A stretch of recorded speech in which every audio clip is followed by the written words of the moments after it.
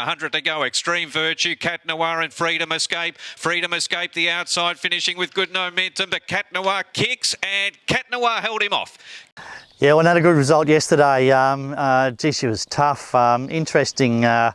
You know, I've run a lot of horses from that start there at the 1700 metre mark, and drawing wide like that is just death. And you can see the run that it caused by the gate, bad gate. It caused her to sort of have to be 4 wide most of the trip. She got into 3 wide and eventually got a little bit of cover for a couple of 100 metres. But gee, she was tough to the line. It's interesting. That's actually her first start that she's had the opportunity to chase something. And when she had a bunny to chase, geez, I thought she was strong. So yeah, well done to the team at Fernrig. That's the Fernrig brand there, and well done to the team there. They sent us, James does a lot of work for them at the sales, and they sent us this filly, and you know, she's been a ripper for us. So not sure where you go now. Like these 3-year-old fillies, you know, they beat the older horses. You bring them back to 3-year-old grade, and they sort of improve 3 or 4 lengths. So you can even sort of see she's gone sort of a bit wintry in her coat, and you know, we thought you know, she might have just been able to have that run the other day, but geez, I thought she was good. It was probably easily her best run, and hard to put a horse in the paddock that's going so well. So not really sure where we'll go to it, but yeah, really congratulations everybody. Well done to the team here at home, and you know, I'm not sure, as I said, we're not sure really where we'll go with it, but you'd certainly think we've got to give her a half a crack at a good 3-year-old race somewhere.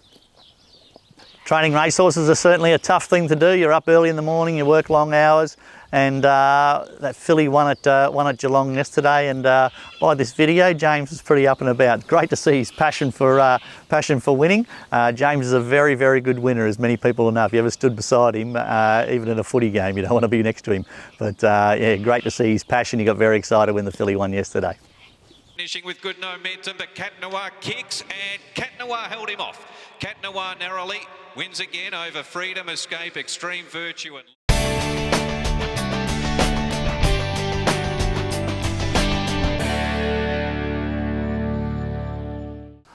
part of training racehorses is that we need to work very, very closely with our farrier. This is Cat Noir, who won yesterday.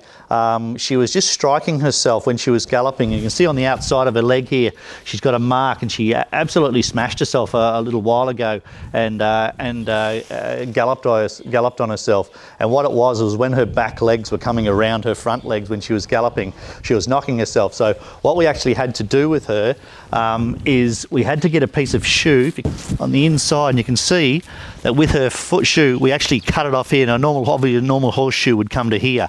We've had to take that piece away because the shoe here was actually knocking her outside leg as she was coming, as her back legs were coming around. We had to do it to that foot, and we also did it to the other leg as well. Come here, sweetheart. And you can see it's quite an unusual sort of thing. It's quite a drastic thing as well, and you can see that the horseshoe. So what that does is when a horse gallops, they put their front feet down and their back legs come around the outside of their front legs. And as she was coming back through, she was just striking herself on the inside. Since we've been doing that, she's had 2 starts for 2 wins, so it obviously hasn't affected her at all galloping, and it's given her clearance to race, and now she's stopped knocking herself completely. So those sort of things, as a trainer, we have to work really closely with our farrier. That was what the plan the farrier came up with, which is Ricky De Bono, and it's obviously worked really well for that mare.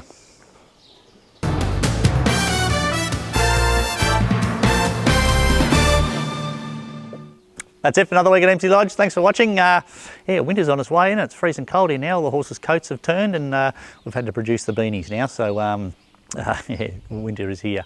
Warrnambool this week. Unfortunately, I'm not going to have a runner. I had a nice little 2-year-old filly that I was setting for Warrnambool. We took her to the trials on Tuesday, and she trailed up like a rocket, and I got a little bit excited and come home, and she's pulled up shin sore.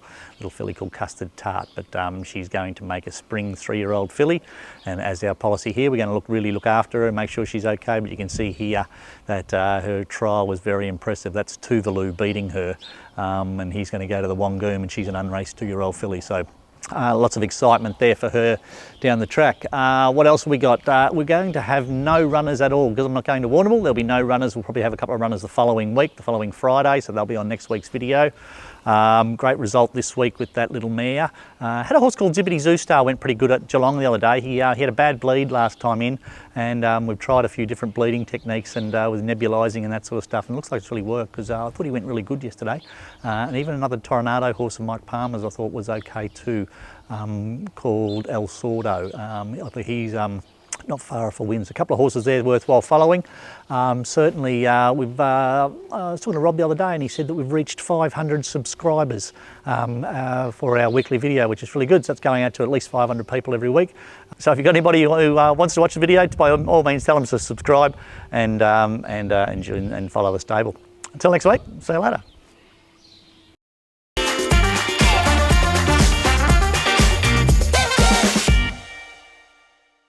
Kangaroos will get their first win this week, play Hawthorn, that'll be good, that'll be their first win for the season, and get them off the bottom of the ladder, which will be good.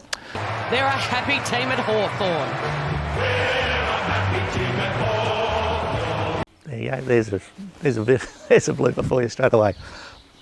It's going out to at least 500 people every week, so, excuse me, if you've got a, don't know what's going on there.